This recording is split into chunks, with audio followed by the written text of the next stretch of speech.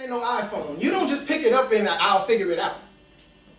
And because nobody reads the Constitution, well, we don't even know how to do our jobs. See, the president defends the Constitution. That's his job first and foremost. The vice president defends continuity.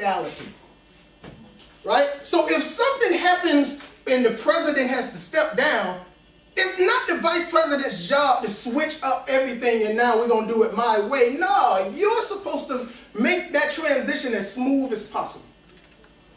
The historian, which we're going to get deep into in a few minutes, the historian defends the legacy. The secretary defends the truth. Your political affairs person defends our politics.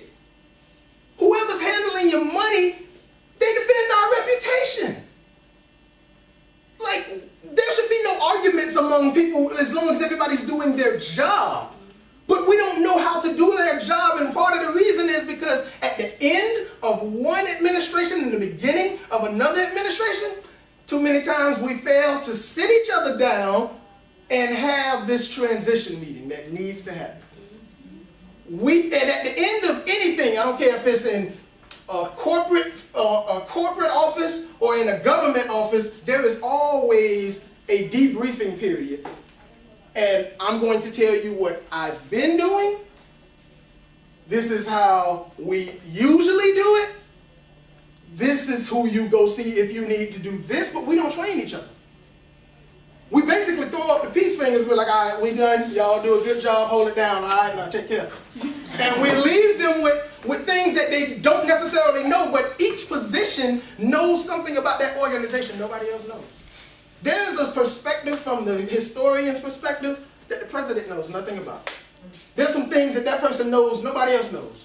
The secretary knows some things about the organization the vice president has no clue about.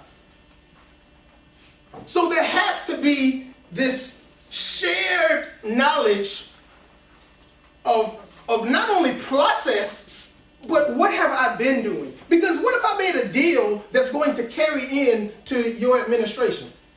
You might want to know that set aside this money. We have to pay for this. This is how a lot of organizations go broke.